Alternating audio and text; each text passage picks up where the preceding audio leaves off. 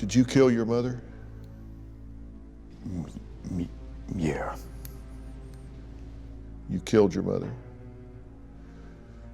That is a clip of 17-year-old Zachary Davis, and we're going to be getting to his story a little bit further down on the list. Hey guys, I'm Court McGinley and welcome back to the Most Amazing Top 5.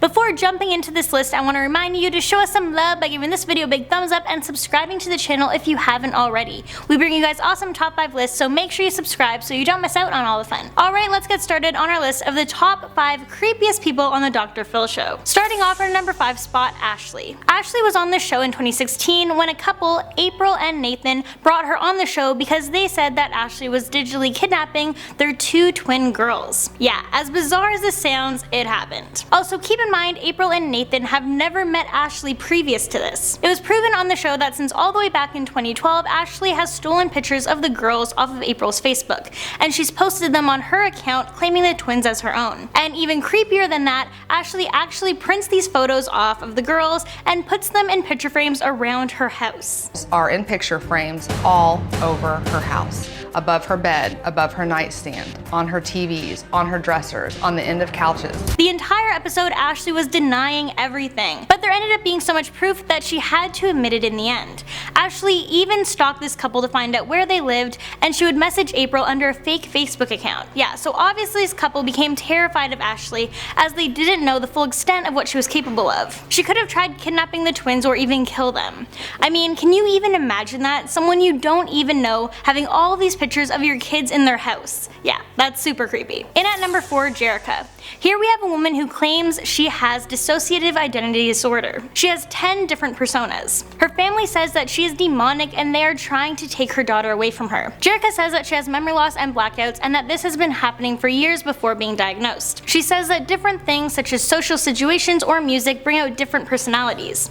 Now obviously having a personality disorder or having multiple personalities isn't something someone can control. The reason she's on this list is because during her interview with Dr. Phil, something strange happened, and people found it super creepy. It's as though she blacks out and one of her personalities is trying to come out or trying to keep her from saying something. When she's asked about the worst trauma she's faced in her life, this is what happened.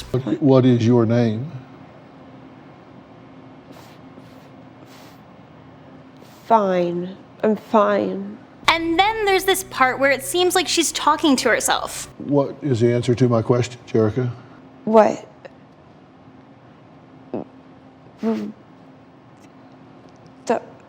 Don't. At number 3, Skylar Neese.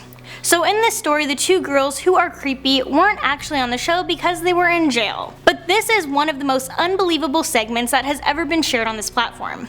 I remember I first saw the story a few years ago and it just completely shocked me. A teenage girl is stabbed to death, and the 2 people charged are her 2 best friends. They stood over her body and watched her die. So here we have 16-year-old Skylar Neese. Sadly, she wasn't able to come onto the show herself because she was killed by her 2 best friends. One of the girls who killed Skylar was a girl named Sheila, who she had been best friends with since the age of 8. They referred to each other as sisters and they were always together. The other girl was Rachel, who she met when she was 14. The 3 instantly became best friends, but then Sheila and Rachel turned against Skylar. Their friendship turned rocky.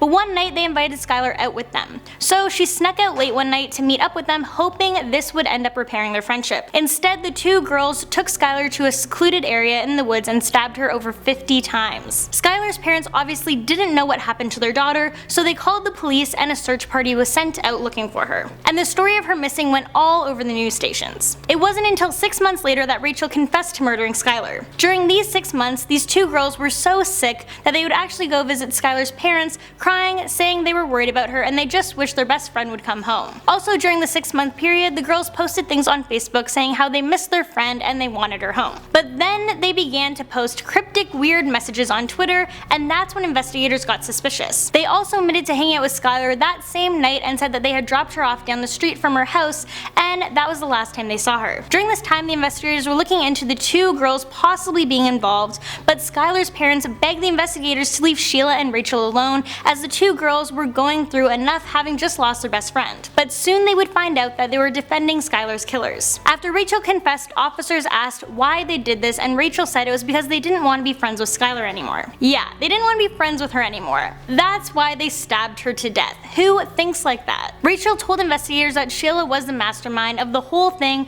but that the two girls had been planning this for months. It took Sheila a year and a half to admit to the murder. It's insane to think that two 16-year-olds could kill their best friend. Coming in at number 2, Aneska. You might recognize this girl from our list of the top 5 craziest people on the Dr. Phil Show Part 2. And of course I will link that below. Well, not only is she crazy, but she's also creepy.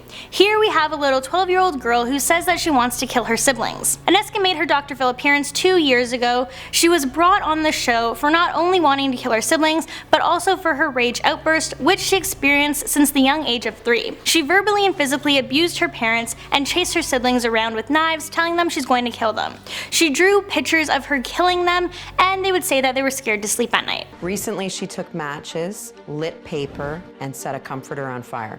We absolutely do not know what she's going to do next. She's even shown extreme violence towards animals. At just 6 years old, she actually beat the family's hamster to death with a flashlight, literally beating him until he was flattened out. Then at the age of 7, she killed a nest of baby birds by squishing them and popping their heads off with her bare hands. She said she killed the birds because the voices in her head told her to do so, and that if she didn't, they would kill her parents. But she also said that the violence makes her feel comfortable. So yeah, clearly this is a very troubled girl, and hopefully she can get the help she needs. Alright, and before we jump into our number 1 spot, I just want to remind you guys to please show us some love by giving this video a big thumbs up and subscribing to our channel. Also, don't forget to stay tuned until the end of our video, as I'll be answering your questions and reading comments. And if you would like to be featured in an upcoming video, then make sure you leave your questions down below. And in at number 1, Zachary. And so because she wasn't taking care of you and your family, you decided to kill her. This is a clip of 17-year-old Zachary Davis, who is convicted of murdering his mother with a sledgehammer. Aside from a son killing his mother, people found this episode particularly chilling due to Zachary's flat and monotone voice. It's almost as though he's just completely checked out. Dr. Phil described this as being dissociative behavior. This is where someone will withdraw from context that threatens their coping skills. He said he decided to kill his mother that day, and he decided to beat her to death by hitting her about 20 times in the head with a sledgehammer. At this time she was sleeping, and he said right before he opened her bedroom door, his mind was pretty much blank. Dr. Phil then asked if she made a sound after he hit her the first time with the sledgehammer, to which she responded, "I could only hear the hammer hitting her head." Then Dr. Phil asked this. What did it sound like? There was this wet thumping sound. And then this question. Long before you hit her the second time? Just a few seconds. Did you think she was already dead? Because he's so detached and how brutal the killing of his mother was, made for one really creepy episode. Alright, and it's that time of the video where I answer your questions and read comments, so let's get started. The Bidmaster said, "First comment, I love your channel, wow, I've never been first before. And what's your favorite person in Most Amazing Top 5 and Most Amazing Top 10? Thank you so much for watching. I remember answering one of your questions before, so thank you for being a loyal viewer. My favorite person on Top 5 would probably be me, mostly because I'm the only host on the channel. And I love everyone on Top 10. Danny and I bond over our love for Pixar, Rebecca and I hang out after work sometimes and go for a drink or see a movie, and I'm in the same office as Rebecca and Danny every day. So yeah, we see each other and chat every day. And I've been friends with Landon for over 12 years now, and we hang out together all the time. So yeah, I love them all. Great Spring said, "Cool video, keep up the great work. Now I see why you named the channel Most Amazing Top 5 because the channel is amazing. Thank you so much, that's really nice of you." Sunny Pal said, "Love your vids and your favorite superhero." Well, thank you so much, and my favorite superhero would probably have to be Iron Man or Deadpool. Ruby Rivera said, "I love you." Thank you so much for watching, Ruby, love you too. Najia Deacon asked, "Do you like apples or oranges?" Well, I love Honeycrisp apples, but if not Honeycrisp, then oranges. I love citrus. Alright, and that's all the questions I have for you today. If I didn't get to you, then no worries. Make sure you turn on that notification bell and tune in to our next video because I might be answering your question over there. Until then, let me know what other list you would like to see down below, and please show us some love by giving this video a big thumbs up and subscribing to our channel, and I will catch you in the next one.